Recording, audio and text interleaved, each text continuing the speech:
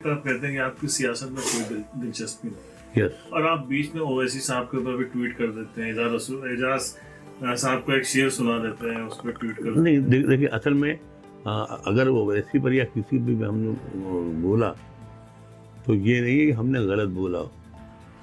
اویسی پر بولنا سیاست نہیں ہے، اویسی پر بولنا ہمارا ایمان ہے. لوگوں کو بتانا چاہیے، قوم کو بتانا چاہیے. اس طرح آپ یہ کہہ دیتے ہیں آگے ایک گڈھا ہے تو سامنے والا سنبھل جاتا ہے، نہیں گرتا ہے، بچ جاتا ہے. تو جس آدمی کے بارے میں، یعنی ہم حیدرآباد میں جب یہ ویسی 9 سال کے رہے ہوں گے، اس وقت سے یعنی 1979 سے ہم اس شہر کے آج تک سپر اسٹار ہیرو ہیں. اس وقت سے آپ یہ سوچیے کہ جو شخص اپنے کو ایسا دکھاتا ہو، جس پر بہت سے قتل اور خون کے لوتھڑے ملے ہوئے ہوں، جو شخص کا کردار ایسا ہو کہ ایک صاحب وہاں آپ جانتے ہوں گے، اس کا اخبار کے لوگ ہیں، سیاست اخبار ہے حیدرآباد میں. سیاست اخبار کے مالک ہوا کرتے تھے نواب عابد علی خان.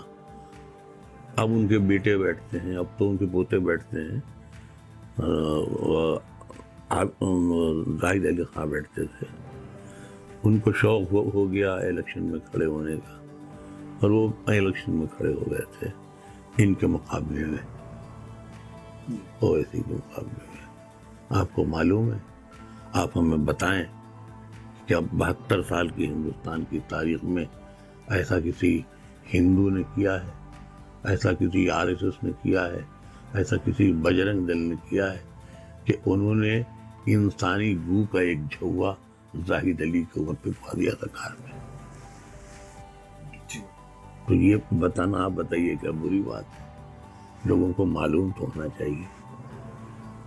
بھائی سوال یہ کہ میرا کوئی ان سے ذاتی جھگڑا تو نہیں، میرا کیا لینا دینا ان سے، لیکن یہ بتانا ضروری ہے کہ اگر آپ UP کی سیاست کرنا چاہتے ہیں تو ایک بیٹی یہاں بیاہ دیجیے، ایک بیٹا یہاں بیاہ دیجیے، ایک یہاں کوئی کالج، میڈیکل کالج کھول دیجیے.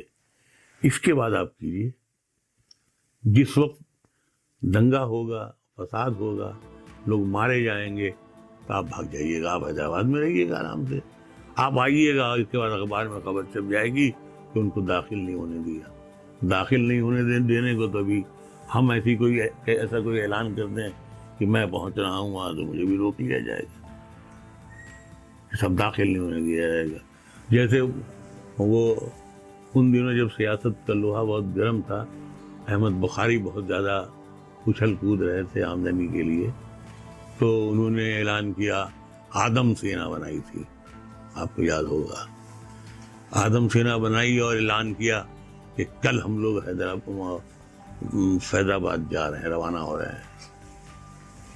اور ان کو غازی آباد بارڈری پہ سب لوگوں کو روک لیا گیا. کہانی ختم ہو گئی صاحب، بدنام ہو گیا کہ نکلے تھے وہ لوگ، گئے تھے. کون سا مسلمان ایسا بہادر ہے کہ جو وہاں پہنچ گیا؟ یہ تو پہنچا نہیں. تو اسی طرح سے آپ یہ سوچیے کہ اتر پردیش کی سیاست میں ان کا لینا دینا کیا ہے. آپ کو بڑھانا ہے، آپ اب حیدرآباد بڑھائیے.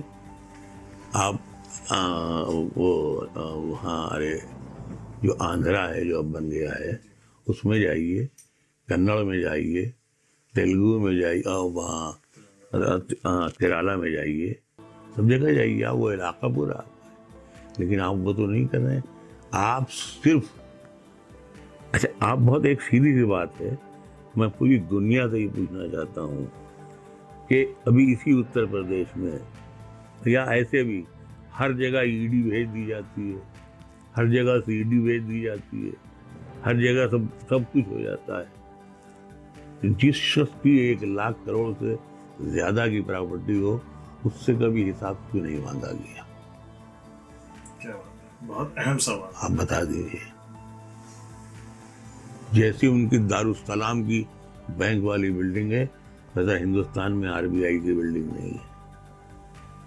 تو ان کے تو دونوں یہاں بھی پیسے ان کو مل رہے ہیں, عرب سے بھی ان کے پیسے سب آ رہے ہیں, ہر طرف سے ان سے کوئی پوچھنے والا نہیں ہے, کوئی ٹوکنے والا نہیں ہے.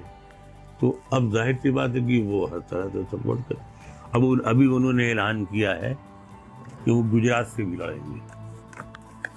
گجرات میں کیا ان کے باپ بیٹھے مجھے ووٹ دیں گے؟